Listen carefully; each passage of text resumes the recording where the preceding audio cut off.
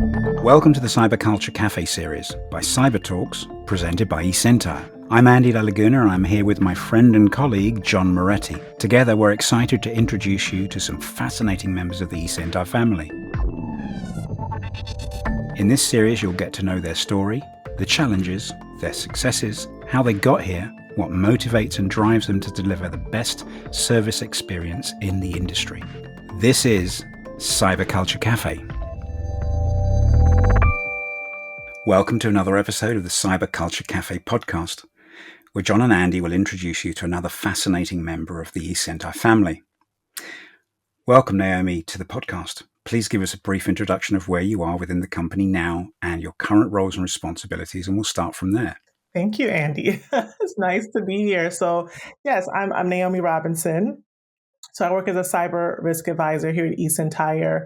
Again, thanks so much for having me on the podcast. I'm usually the listener who's critiquing people and wishing I could be on there. So this is kind of, this is exciting. It's exciting just to kind of share a bit about who I am, what I do, and kind of what keeps me inspired in this space. So I've been with eSentire, I want to say, it'll be 4 years in August.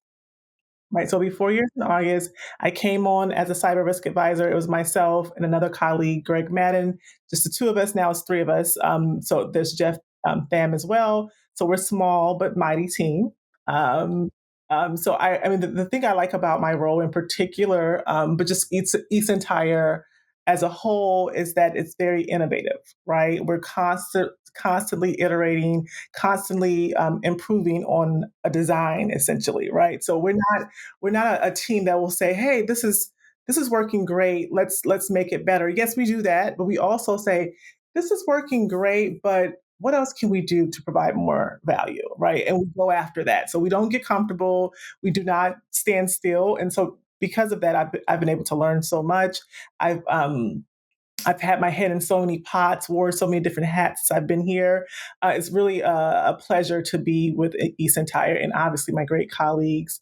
As I mentioned, I'm a cyber risk advisor on a whole. What we do, we're client facing, so we're on the front lines with our clients, helping them understand their threat landscape, and how eSentire helps protect them in real time. So on a day-to-day basis, what that means translating cybersecurity risk into clear and actionable insights for my clients. So again, I work with, well, I'm connected at least to almost every aspect of the business. So from the SOC, the product team, to the customer success, we're all kind of a big ecosystem. And again, that's really what I love about eSentire. I get to work with really smart people. What's that saying? That if you're the smartest person in the room, you're in the wrong room. So I'm usually not this. Also, my clients too. So I work with smart people, obviously internally with my colleagues, but also my clients are just really smart too, right? So I'm rarely the smartest person in the room, and I'm not too shabby, right? So that's no insult to me. That just goes to show that it's always kind of a learning environment, inspiring environment. So that's kind of the overall role of the cyber risk advisor. I love that. Listen, I'm Sagittarius. Yeah. Sagittarius. I don't know if you think all that. Sagittarius, we get bored very easily. So it's great to just be able to. Let me just mute John then, because then we're both Sagittarians together. Oh, then. brother. Are you Sagittarius too? That's right. Yes. Holy Toledo. Here we go. Okay, yeah, I'm December 1st. Now, mind you, I'm not like... Oh, my sister's birthday is December 1st. Look at that. Yeah, she's crazy, though. No, I'm not saying you're crazy, but she's nuts. So, all right. Well, I'm not saying you're crazy, I'm not though. one of those people who makes my personality. You know how people are like, yeah, so you're a Gemini, so I can't... Oh, I know. Listen, I hope she never hears this, but one of my best friends, she's horrible with this. She's so horrible that, she's having a baby now. She just had a 1-year-old. She's so bad that she refuses to try for a baby if the baby's going to be like a Gemini or she has whatever, Aquarius and Gemini. Like she will do whatever it takes. I'm Aquarius, son of a bitch. All right, I'm going to start her. My husband's Aquarius are cool, but she will. I'm like, okay, that's too far. So it's not really my personality, but I mean, I hate to be bored. I love to learn new things. And so this is the perfect environment for me to be in. So, but specifically, I specialize in dark web monitoring, right? Oh, So, that's cool. yeah. So that's a newer, it's a newer service, the dark web monitoring service that we provide. So it's just a piece in the larger threat intelligence and kind of risk advisory puzzle that we offer our clients. So dark web monitoring as a service, just quickly in simple terms, it just means that we proactively monitor criminal marketplaces, Discord, Telegram, Russian marketplaces, things like that. So, basically this is where stolen data is sold. It's different malicious tools are shared and discussed. These are places that you would not stumble across, right? If you're there, you're probably there for nefarious reasons. Yeah. Right? Yeah. Or There you you're go. one of us, right? So and Right. it's intentionally hidden and oftentimes it's encrypted and restricted, and we have access to that, right? So we are able to proactively monitor for our clients, any mentions of their aliases or their domains. We're able to actively monitor for that. So, but that's the dark web, and it's interesting because we've had this service for maybe a year and a half. Yep. And Yep. so, but this is where cyber criminals, this is where they talk shop. This is where they plan their attacks. This is where they, trade, different digital goods that come out of these breaches. Everything from, stolen credentials to ransomware kit to, initial access brokers that's taken place on the dark web, right? And so I think what I've learned is that when most non-security people think of cybersecurity, they think of the dark web, right? Yeah, that's Right? true. Yeah, Yeah, absolutely. they're Yep. thinking like, Yep. oh, some hackers in the hoodies in the dark room, and they're trying to take over the world. And that's actually not that far off, but it's not as sexy. Yeah, yeah. Yeah. So you have a cool job. Right, You have a fun job. You like what you're for doing, sure. I right? But I mean, absolutely do. Mhm. I know, Andy, you have a question, so I don't wanna hold you up. Right. I'll let you do that No, first. no, no. What I was going to start with, I think, is Naomi, from your perspective, what attracted you into that sort of area of specialism? What caught your Well, attention I mean, there? the dark web service, dark web monitoring service in particular, like I said, it's been around for maybe a year and a half. We've offered it for a year and a half. And so my team, the cyber risk advisors, we lead the advanced version, so the advanced tier of it, right? And so it was just something that I don't know if it's the human aspect of it, but it just clicked with me, right? Again, it's three of us, right? So, but with me, so I lead that particular service, and it just me. I don't know if it was just, me being nosy, the research in Yeah, me, yeah. the researcher in me, but Right. it really kind of clicked with me. I like the human aspect because on the dark web, you're actually well, not on the dark web. With dark web intelligence in particular, you're seeing the threat actor from their perspective and in their words and their intentions and and you're seeing kind of proactively. So it helps to obviously proactively, give insights and to our clients, but also in incident response as well. So that brings me to a question just popping in my head. So when you're sitting in their perspective and you're seeing what they're doing, did you ever say to yourself, and I'm gonna have to throw a coin in my jar right now, but did you ever say, wow, this person's an asshole? So listen, all the time. Right? See, hold on. I'm gonna throw it in for you and me. You can say it. There So you go. I got my curse you jar know here. what? It's okay. Again, with the cyber risk advisor role, we have to work with, our endpoint service, log, um, every, network, all the advisory services, our hands are in those pots, right? So we can see it from a holistic point of view. And so seeing the dark web piece to me is very interesting. And I think people think it's more niche than it is. I think it's a critical piece of intelligence I because, yeah, agree. because Yes. there are a bunch of weirdos out there. Like our enemy, know your enemy. Our enemies, they're intelligent, they have no moral compass, and they'll do and say anything, right? And their motivation isn't always money. And they're in the backyard. They're not always in a different country or somewhere else. They're right here. And they're Sometimes you got organized. those Like I crazy said, folks. Yeah. we've had the service since like maybe a year and a half.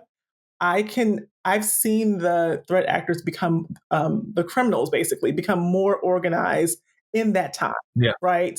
Yeah. So Yeah. it's interesting because I'll see the true threat advisories. It's talking about Luma Stealer. I see all of those things on the dark web first. Yeah. Right, and so Absolutely. then we'll then we'll see because it's being discussed. It's being shared and things like that. And then, I mean, CVEs, vulnerabilities are being discussed. And Before they're out. yeah, absolutely. Yeah. And then, I Yeah. mean, some of Yeah. the old ones that you don't even think to pay attention to or patch for, those are the ones that are really being discussed, right? Because these threat actors know that we're not looking towards an older, lower criticality CVE, so they're going to use those to exploit, exploit this vulnerability. And so it's a very interesting like human psychology if you're into that whole human psychology aspect.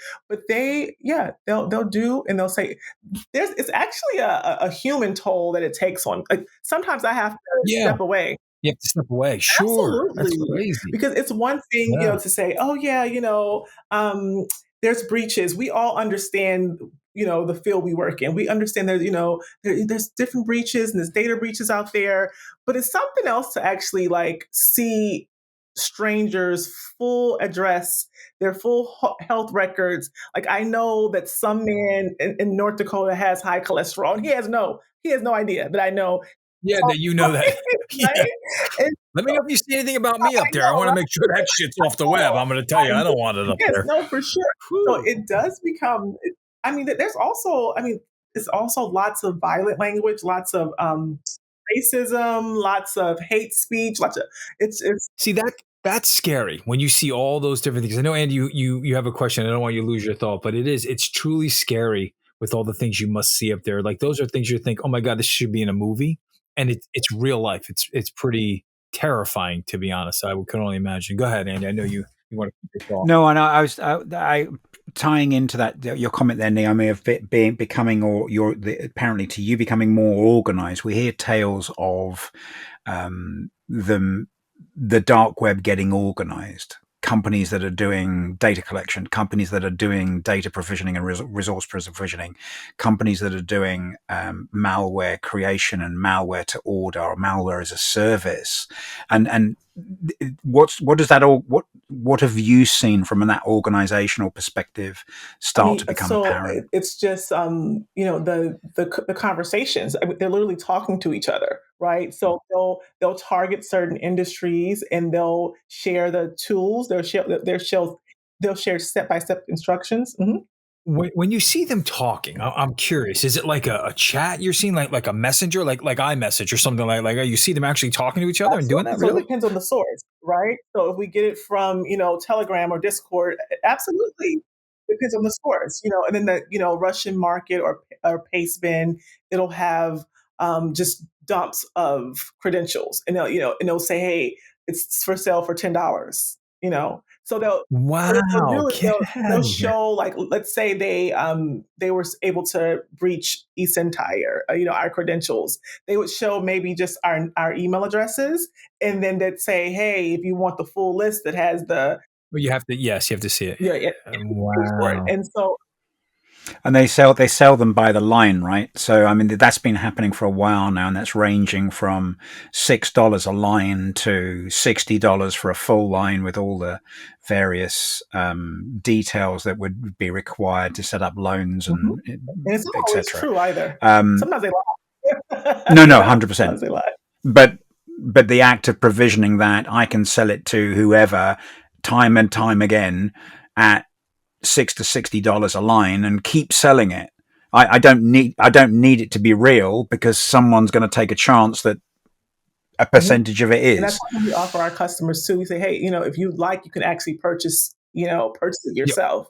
Yeah. But, Yeah. I actually haven't seen that happen.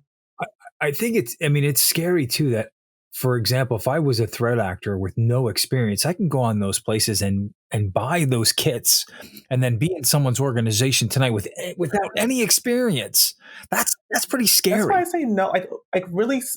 the dark web piece has, it's not so much about like logs and code. It's not, the technical aspect. It really is that human aspect, but it shows you more so what your enemy, quotation enemy is thinking, Yeah. right? And so what I've learned is just the good guys, we have a stronger moral compass or a value set than these threat actors, and they'll do and say anything. I mean, then there's another aspect too that really, I guess, it's not always, leak credentials or anything like that, or ransomware.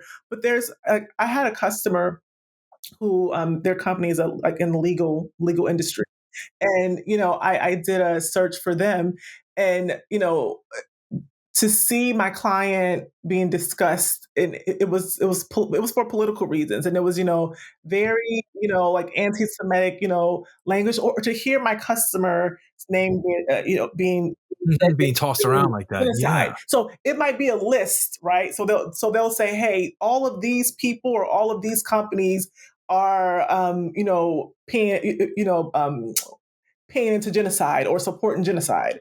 And so yeah, so maybe it's not a credential necessarily. There's no hacker, but to me that's a risk too, because now Sure, absolutely. You're a target. absolutely you're a target. Yes. You're a target. Brand and reputation is one of those key valuations that a company would have. And if this is being tarnished for whatever reason, there is a material impact to that company, Very right? interesting. Let me ask you, did you ever want to be in forensics?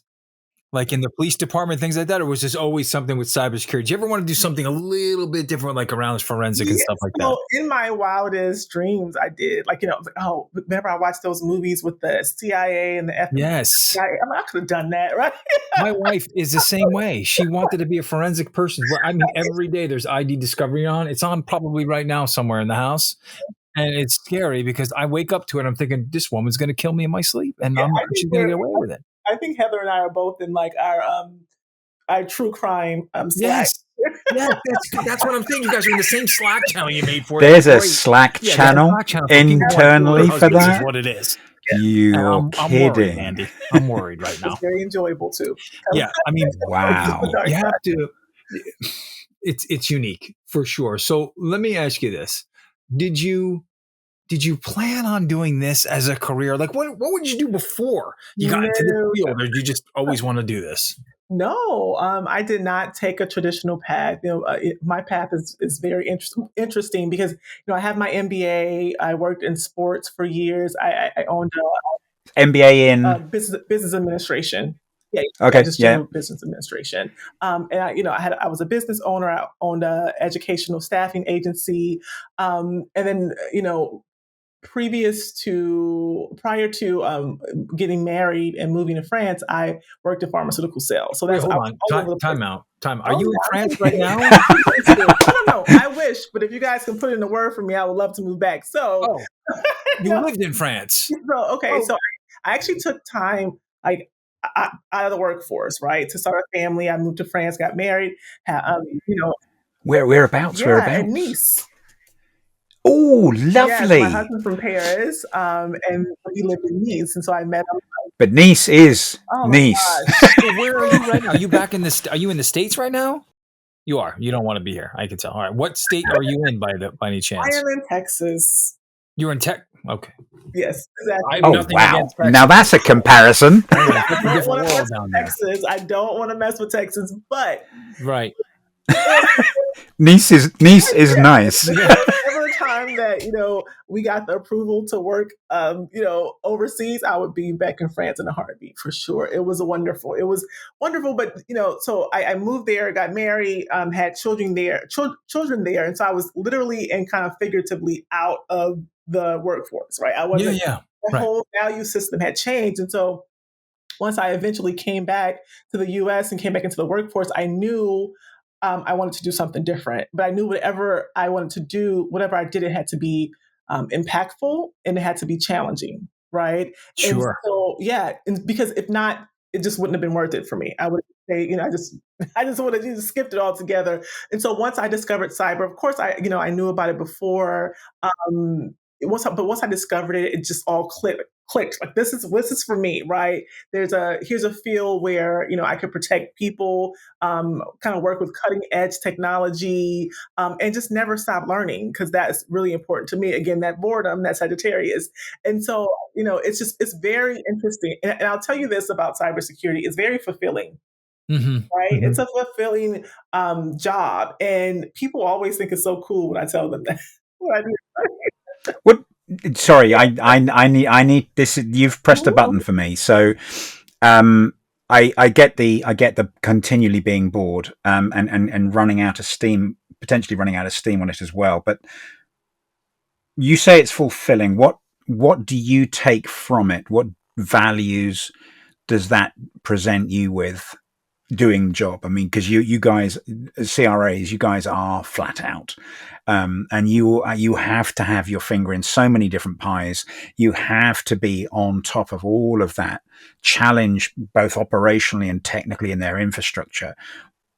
What provides you with comfort? You've done a good day's work. Oh, that's a great question. So, just full transparency, every day I don't feel good, every day It's I know hard. It's not easy. You have a right, hard it's job. not easy, it's absolutely, but I do think the work is meaningful, and especially to be honest, this dark web piece, and of course it seems so niche, it seems so small, but, just seeing what we're up against, seeing what not only we are, but our clients are facing from their own mouths, and then being able to give my clients a heads up because all these sources they're very chaotic, so I have to um, kind of take the data and make it make sense to my To client. your clients because they Yeah, don't know all the they right. You don't got to know. bring it down to their level, so to speak, right? Absolutely Because right. there's a lot of crazy stuff, folks. Right. Believe And me. and so it's being that trusted advisor to very smart people, to very great companies, but also, you know, um, I love my team, and I know it's like very cliche, but I work with an amazing group of people, so we're constantly like building each other up. And so it affects my personal life. It affects how I parent my daughter. It affects how, I treat other people. People are so willy nilly when it comes to the internet, and I'm definitely make sure to help people when I can. But also, just my team is very so. It's really important to to work with great people. So I mentioned that that it's a lot of intelligent people here at eSentire. But when I first started working here in 21, I mean, life was lifing, right? I Sure. was in the ring with Mike Tyson. Oh my, You Mike you were Tyson thrown at his into the prime. mix. Here Oh you yeah. go. So it's Take it just what over. not here, life in general. I mean, Sure. obviously there is the imposter syndrome. That is very real. That's not discussed that often, especially when you're new, when you're coming from a different field. Obviously, I've always been able to learn things really fast, but there's an imposter syndrome. But I also just had like some really major life events, and like I said, I was in the ring with Mike Tyson in his prime, Yeah. not the Yeah. Jake Yeah. Paul. Yeah. Right. Right? Right. When But he's 21 and he's unstoppable. absolutely. Yeah. But my colleagues, I mean, the leadership here, they helped me. They kind of held space for me when I needed it. They encouraged me. I have a colleague that he and I chatted through Teams for maybe 3 hours, just talking about ways to make the dark web service better, the cyber risk advisor service better. This is after hours. This was not, this was just us chatting and like throwing ideas and brainstorming. And to me, that is fulfilling, right? Because I could go to work every day and just kind of clock in and do my job, but if I don't feel like I'm actually making any impact on my customers' lives or customers' business is not really that, fulfilling. This, exactly this is this company. Exactly this. What I like about this is, and what we hear from all the people we've interviewed here for this podcast, is that this is a common theme. That the organization in that regard, if you have an idea or you have a challenge or you need help, the organization is completely flat. Yep. Everybody's here to help right you. to the top Absolutely. seat. 100%. Kerry, our CEO said, if you guys have a problem, you call me. So our guys Yeah. did. He goes, no problem. I'll make time. Yeah. Oh, is it? Can you give me 15 Mhm. minutes? And I'll give you as much time as you need. Didn't bat an eyelid. Yeah. And that's this company to a T. If we need to get something done or somebody comes up with an idea, everyone is all over it. And I think that's why John and myself have had the discussion about doing this podcast, about presenting these issues, and about giving examples of what that means, not just to us, but to all of us as a community.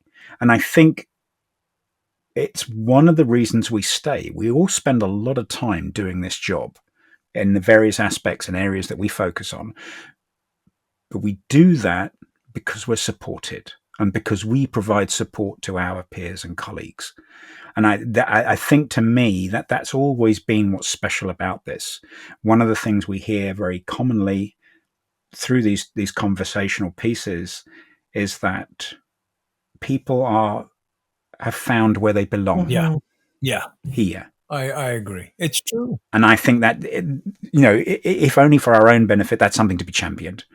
But it means that when we say we're going to partner with our customers, we truly mean it. And it's not just one of us or two of us or five of us or 10 of us. It's 630 people here, 630 odd people here who are going to partner with you and make sure that you get through this. Right.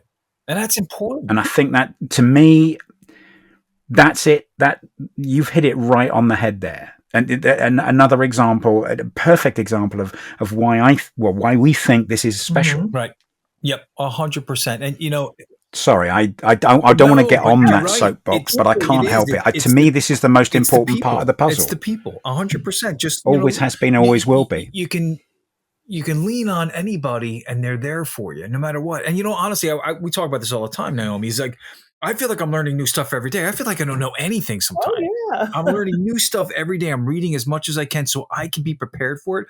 Now, you take it to the next level. I mean, I think it's neat that you get to see stuff before it's even released. Like you have all this insight of all this stuff so you can let folks know. I mean, that's incredible. I like that learning that stuff. But your job, when you put it all together, it's not easy. It's hard sometimes. And I'm sure customers, they might be like, either they don't understand or they don't,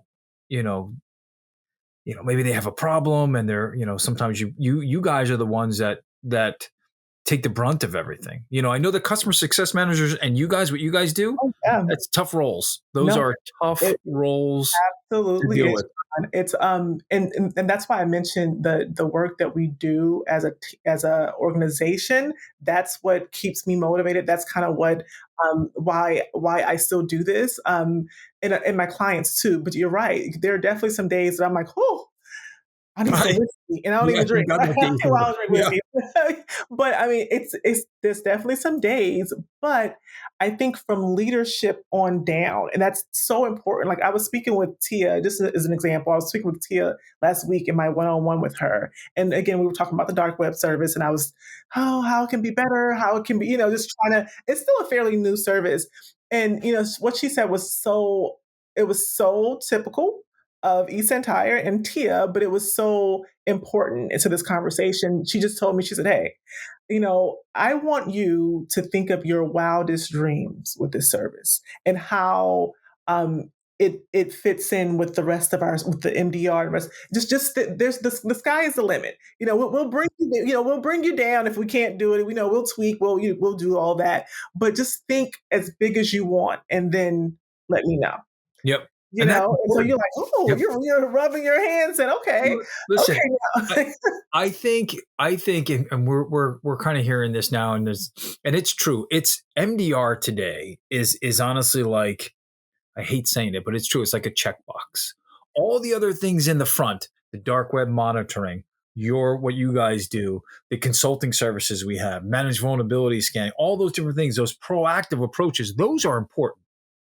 Those will set the stage for what level of MDR you're going to require, you need, or where you're going to be at, right? And I think with I know we're coming out with our new packages and things. I love that every one of those components, like you guys, the dark web monitoring, all those different things are actually options that can be added on to those regular. I mean, it's important. Those are important to have.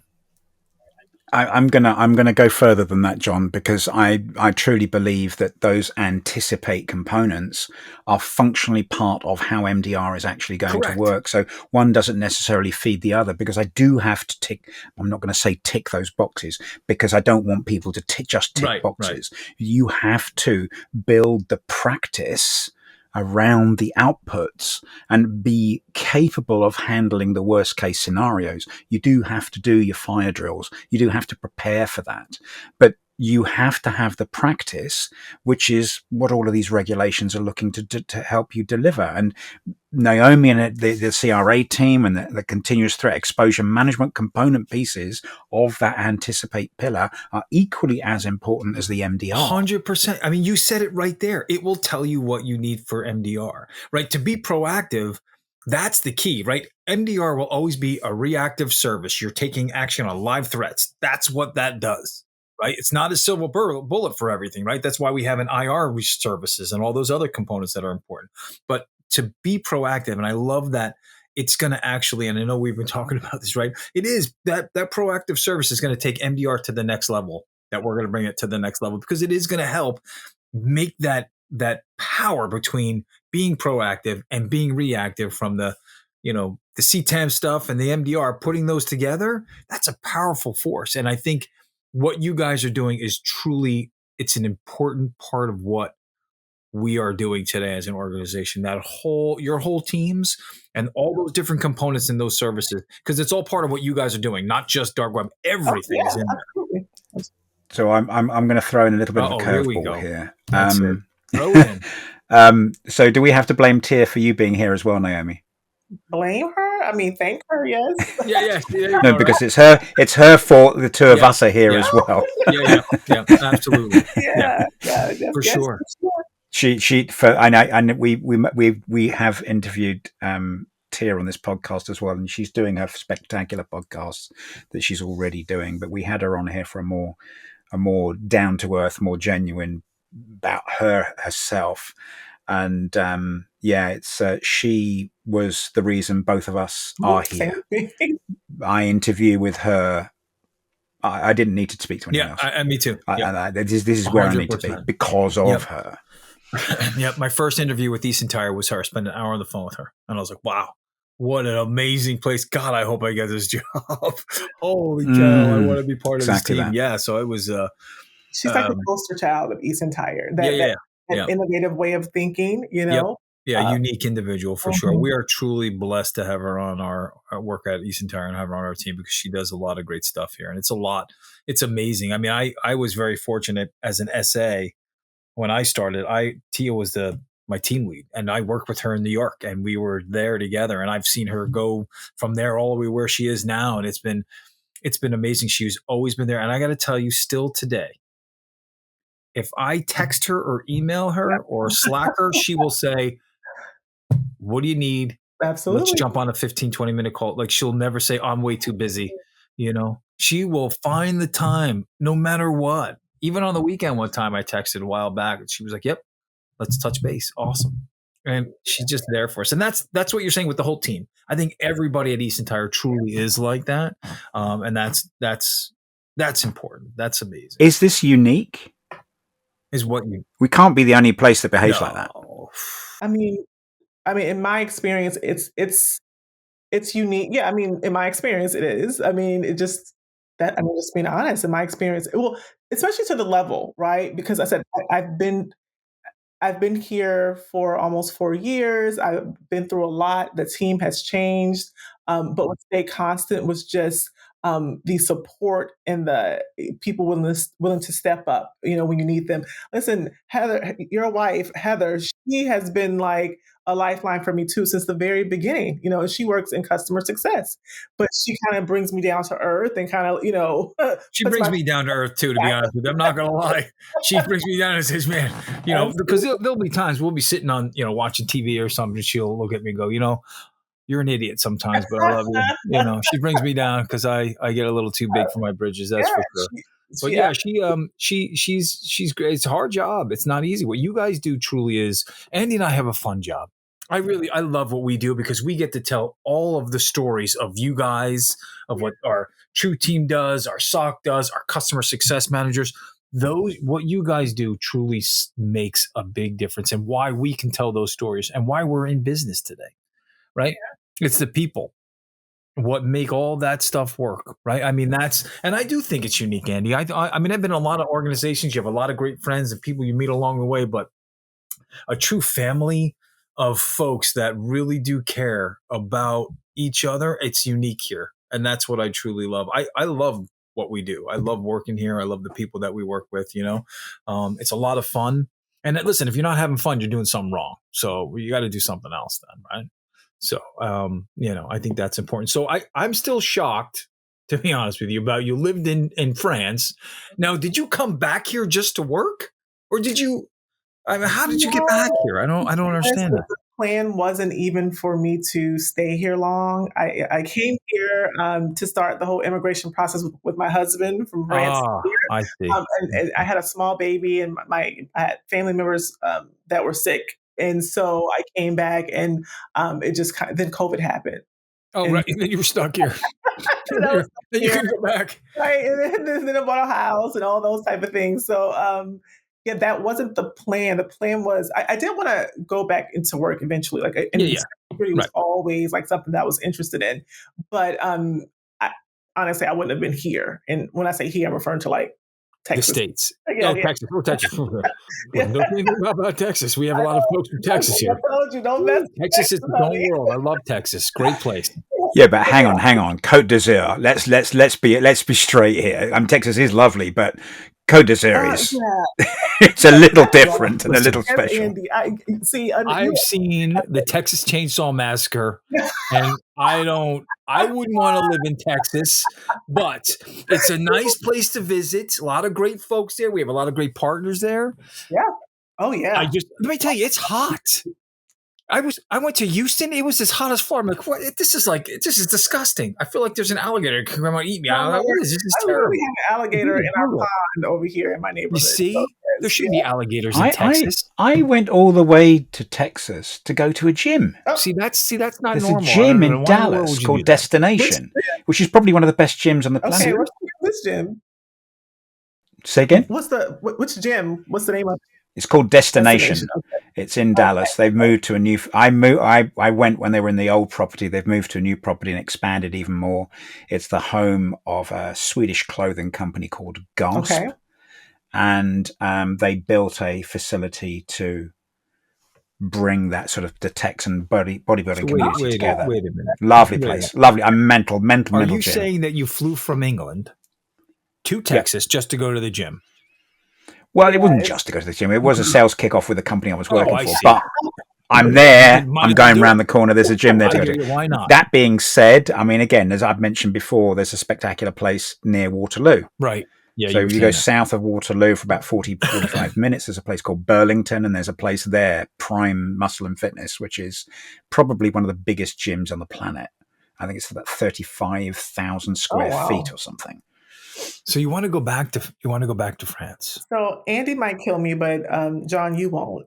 I will tell you one thing that I will take Texas over Nice any day, and it's the food. I was not into the French. I know. I told you. See that thing. Andy's losing his shit. Oh boy. I know.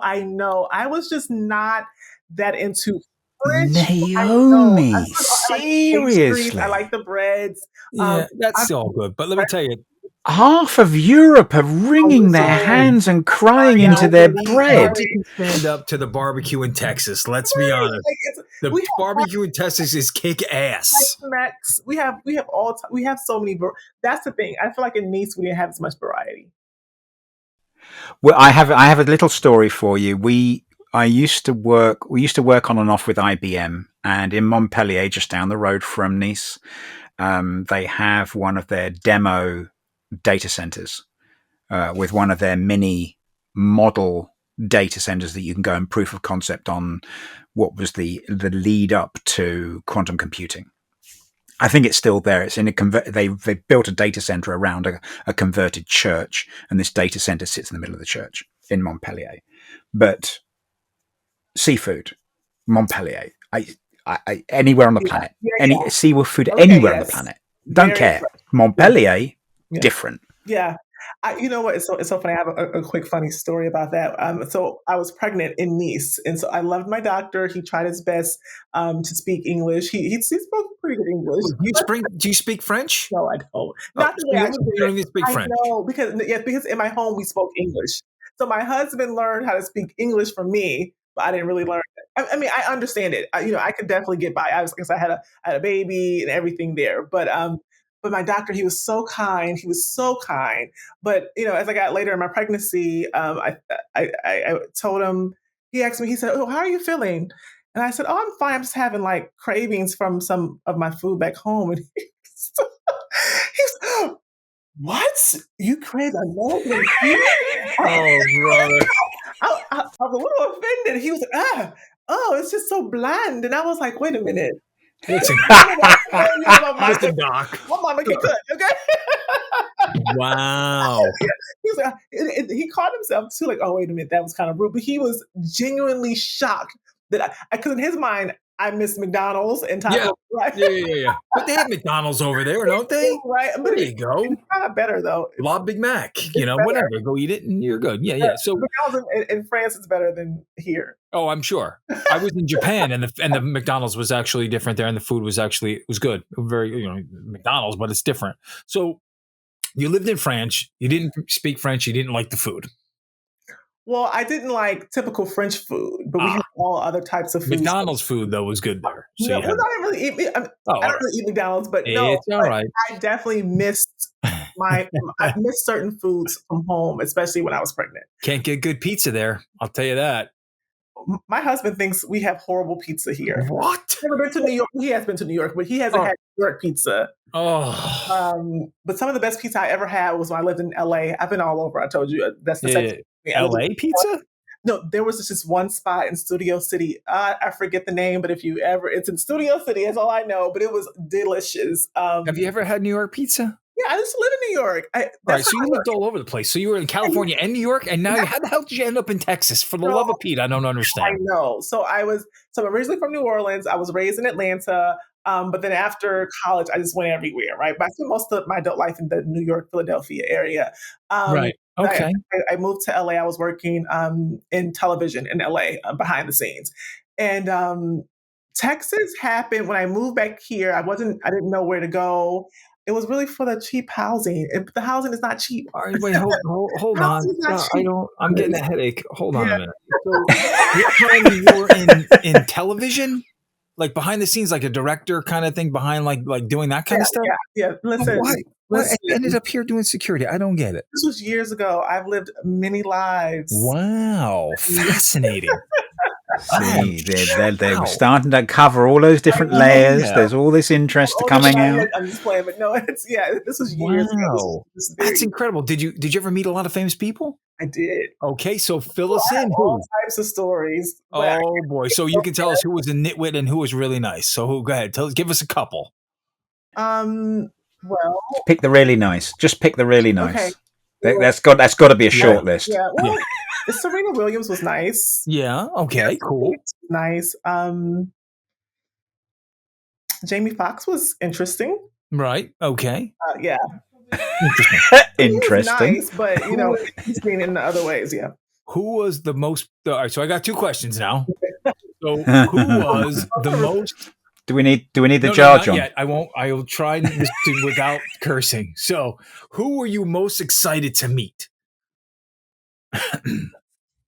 Yeah, Tom Cruise. Cruise. Was he cool? He was very nice, yes, but he was, Little Tom Cruise. He was really He's a little little. guy. Yeah, he was kind of flitty, like he just just moving around, and he was nice. Yeah. Nice guy. So who did you meet that you were like, oh my god, this person is such a not a nice person? There's so many. Oh my gosh, this is so long ago. So there's so many people who were not. You know what I noticed about LA and working in that industry? I moved there from New York. I was living in New York first. I moved to LA at the time. And so it was a culture shock. But people were very much like, so what do you do? Are you an actress? No. Do you model? No. Are you a writer? Then you were completely useless to them. Yeah, right. If you're not any of those things, right? Right. So they wanted to know what you do to see if you could help them. And if that was the value they placed on you. And so I met a lot of, kind of cold people, but I can't even remember. Let's qualify then. Who shocked you? Who did you expect to be nice and actually turned out to be what the?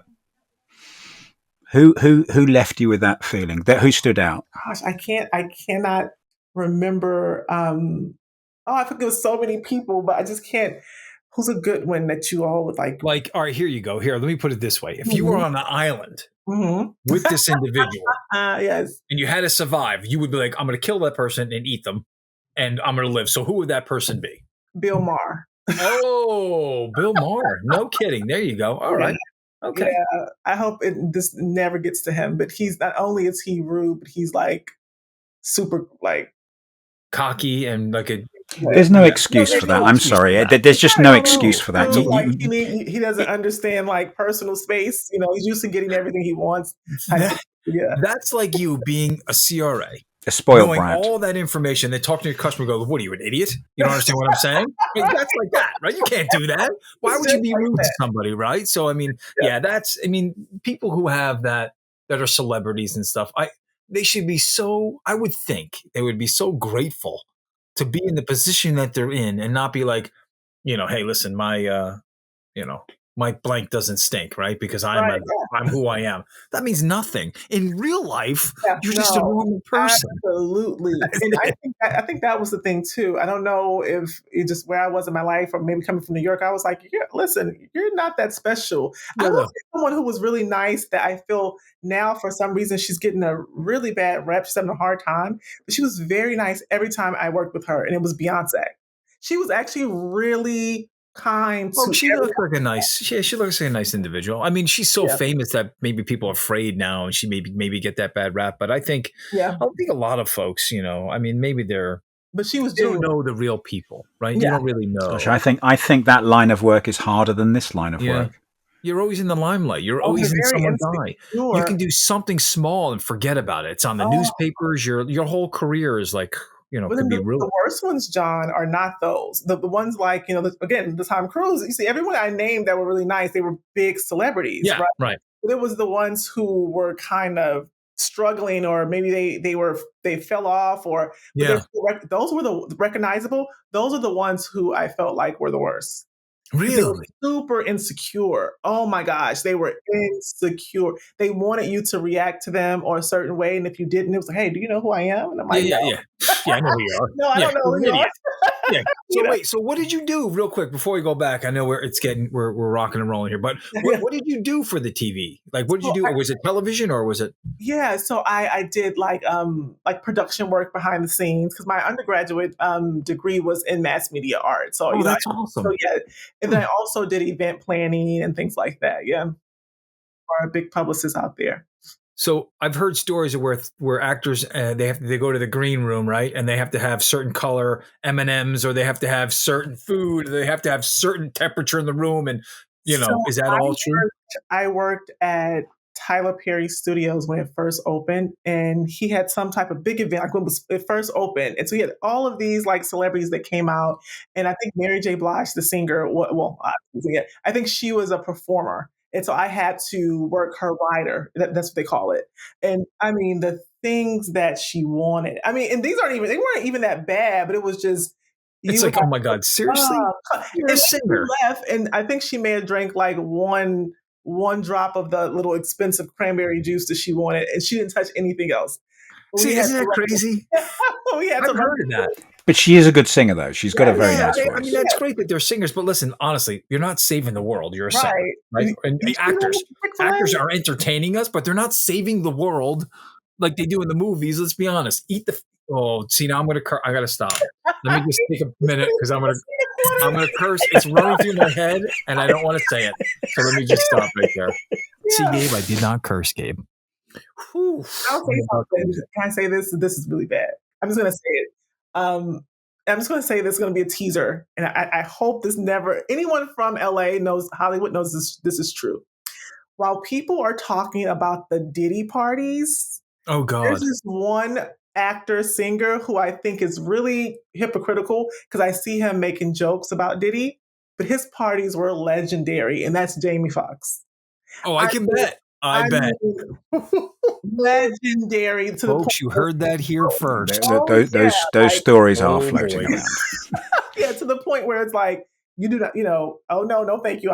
You had to be specially invited, and by a certain time you had to go. He can't talk about it. It's a lot of weirdos out there too. I'm sure. I do like some of those actors and actresses that don't live in Hollywood. Yeah, they don't like. Well, they end up on the dark web now, don't they? I mean, that's the other stuff that's going on the dark web, right? You might see some stuff up there. I'd look that stuff up tonight. But let me see that. Find out.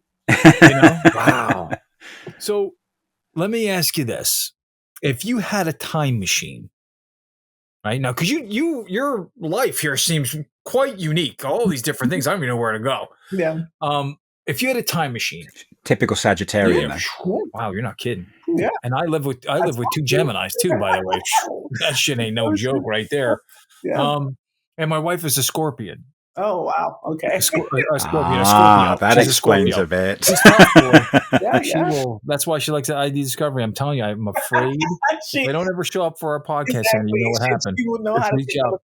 For sure. Yeah, she's a Scorpio. So if you had a time machine and you were able to go back 15 years, maybe 20 years, what would you tell your younger self? Would you do anything different? Or would you do all these things, with the same right where you ended up, because it obviously makes you who you are today? You have so much different experience. It's incredible. Yeah, I don't have a lot of regrets. I really have had like a charmed life, because even when I was in situations that other people may have not been able to handle, or may have gotten starstruck or caught up, I always had a very level head. And I'm sure it's just because I was raised. It takes a lot to impress me, and even then, I still have my own like core values. So I never was in situations where I brought harm to myself or anything that was regretful. So even the way I chose my path with, I worked in sports. I worked at the Super Bowl, the events, and the Pro Bowl. All of those things. I always kept my head, my wits about me, and so I would not change anything because it's more recently when life just starts happening to you that I even struggle. But most of my life, I never struggled. I would do it the exact same way. Wouldn't change anything. Even there are times that I wonder, like as far as my job is concerned, I'm like, oh man, I wonder if maybe I should have gone to school for cybersecurity, But even no, I wouldn't want to change it, either. This is again, it's common threads. Those experiences have allowed you to establish your core values. Those core values are what drive you now in this field. That's wrong. That's not so bad. That's good. You can recognize those things because of those experiences that have allowed you to test those core values to come out with. You get a feeling, and this is across the board for all of us here. We get a feeling that doesn't feel right. There's something suspect there. I either need to investigate or I've got evidence to prove it. But that's where we're going to find out more information about what's going on here. And that seems to be coming out in the way you're describing things. Yeah. I most of the people that we spoke to and asked those questions like that, those silly questions, like, I wouldn't change anything. Yeah. Because it makes me who I am today, truly. Absolutely. So that's awesome. So I have one more question for you. Okay. But wait, can I give this one little tidbit just to just to kind of add an extra piece to it right before we get. Absolutely. So currently, what I'm doing now is I'm actually in a 2A sorority. Wait, hold on. See, this is I knew that one. You'll have to give us the Yeah, What the heck subtitles for does that. that mean? Oh, so yeah, a Second Amendment sorority. So yeah, we are Is it a like a secret society? Okay. Second Amendment, so gun rights, right? Oh, So women who, yes, I know, right? I moved to being in Texas. Texas, look at you. For the love of Pete. I know. Oh my goodness. Wow.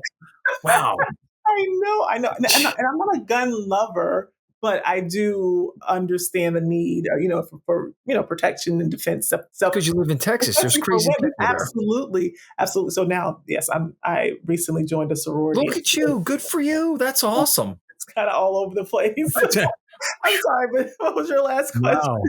Wow. You know what? I had Now John's a little nervous. I have to tell you, I find you the stories that you have are so unique. Yeah. It's fascinating. I wanted to ask you, if you would come back on, like 6 to 9 months from now, I mean, there's probably going to be so many new stories. We're going to learn all different things about you. I'm shocked. I mean, you got to tell us how everything's working. I mean, if you would, I would love to have you back on and do this stuff. That would be amazing. Absolutely. Thank you for having me. It's been really fun. This is my first podcast, and this is definitely a fun experience. So I appreciate it. Well, this is one of the things. I mean, this is one of the things that presses buttons for me. It's there's a whole collection of very interesting people here. This is our community, but for me, one of the things I always say and always comment about life in general is you're here to collect stories and then retell those stories, because whatever you've learned from them, someone else might learn something from them as well. Right. And you've collected some stories, Wow. Naomi. I can't wait till people hear this. And that's fascinating. Really? Absolutely fascinating. I would have never, when we started this conversation, I would have never thought you have taken us where you've done. We've been around the world. It's really amazing. I had to top Derek. Honestly, it's amazing. I had to top Derek. I mean, holy Toledo. I mean, that's truly something. But John, you've traveled. You've done a lot of traveling. You've put yourself in a lot of difficult situations. You've extricated yourself from them, and you've grown as a result. As have we all, and we've all got those stories to tell, and that's what makes it interesting. What do things look like through your eyes? That's the principal question here. And so you would come back on with us again? Can we? Yeah, awesome. Absolutely. All right. So we're going to do something a little fun now, and I'm glad you're here for this, Naomi. So Andy, like we were talking about before we started, Andy's voice just is. I'm telling you, he should read audiobooks. So Andy's going to read a little bit of one of the. Is it one of the Harry Potter books you're going to read for me, Andy? Just a couple. Well, lines? You'll have to guess which one it is. He's going to read a couple lines. Now listen to this. Now imagine. Close your eyes and just listen, everybody. Everybody listening. I'm not going to do the voices. No, you can just read it. I'm just going to read it. Listen to the voice. Now, he should be doing this as a career. Go ahead. Don't laugh. You can't laugh. It's a side gig economy for me. Yeah, you can't laugh. Go ahead. Ready? All right, so here we go. I'll try not to laugh.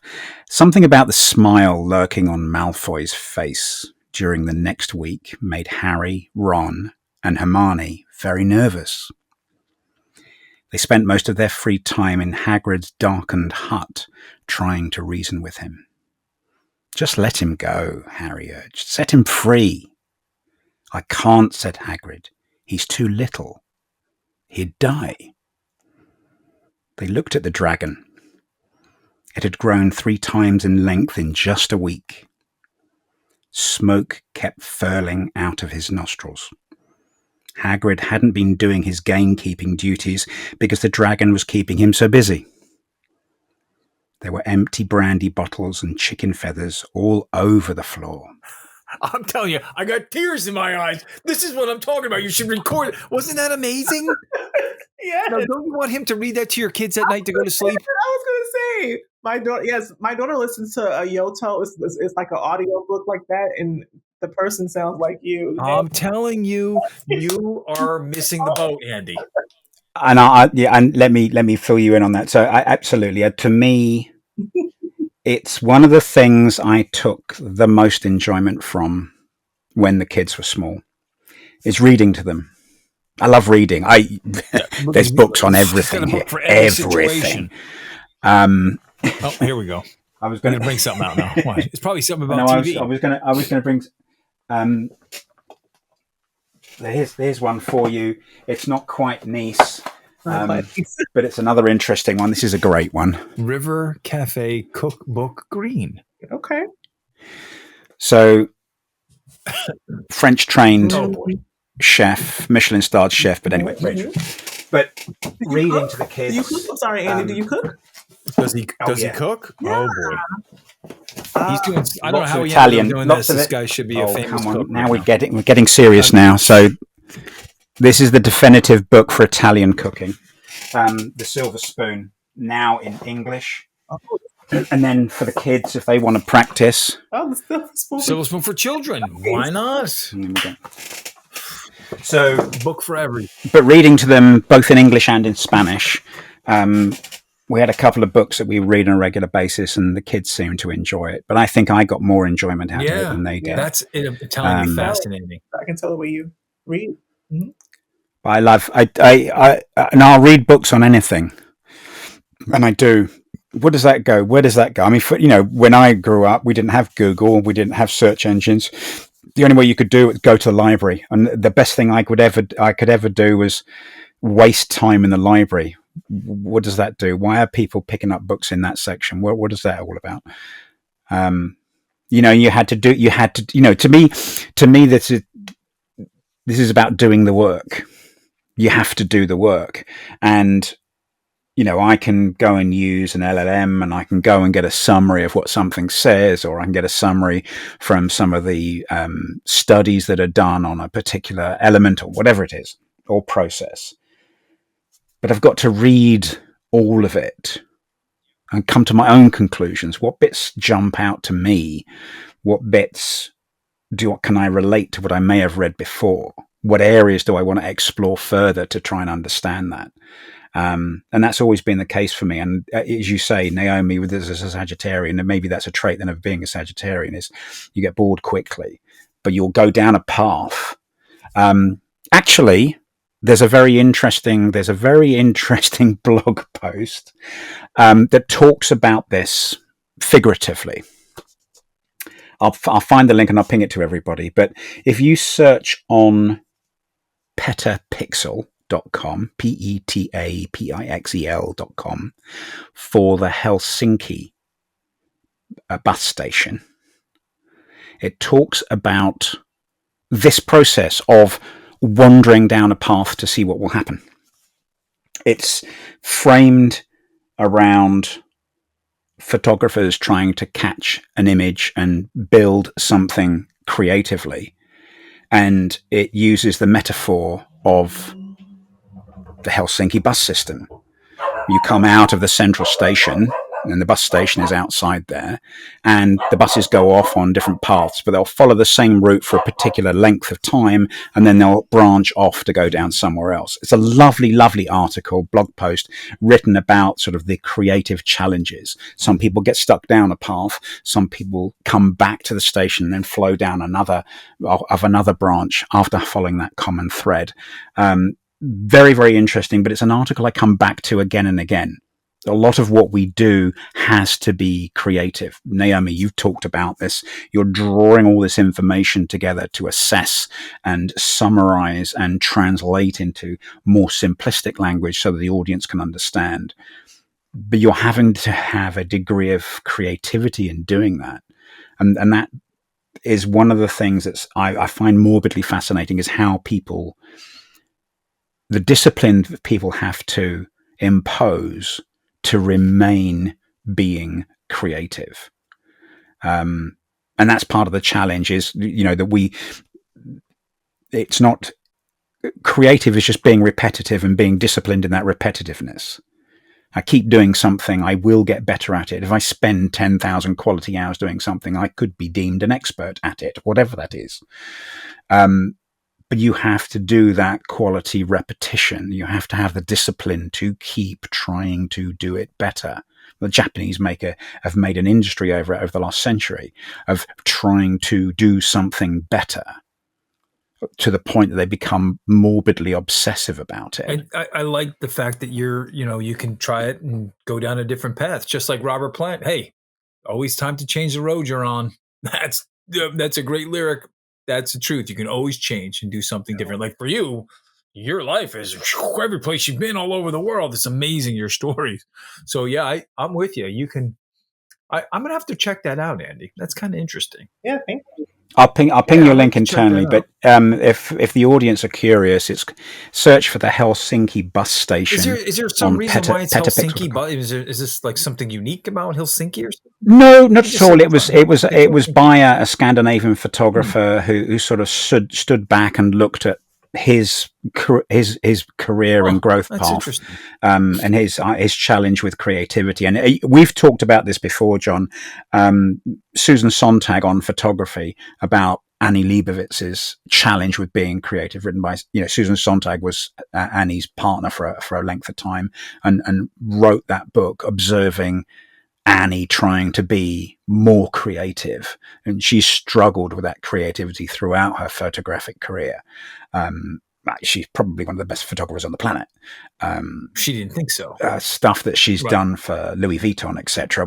Her pictures of the Rolling Stones that she's used for Louis Vuitton, just sublime, beautifully constructed and framed images. But I find it fascinating that you're taught that this is inspirational.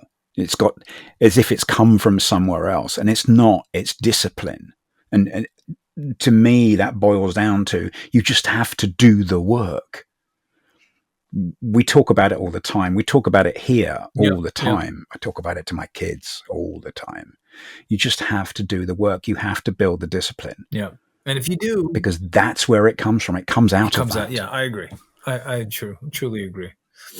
Huh. God, we've gone all around the houses this today.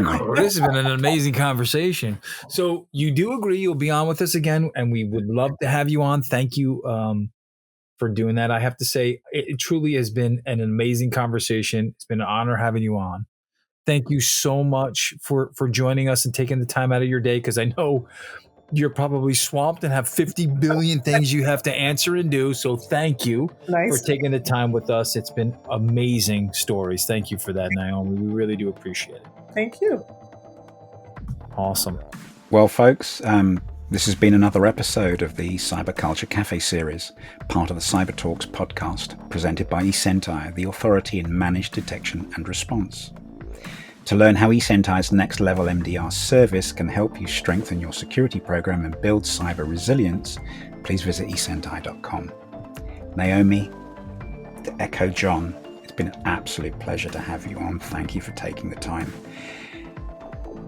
We look forward to the next episode and having you back on in the fullness of time to listen to the latest developments in your team.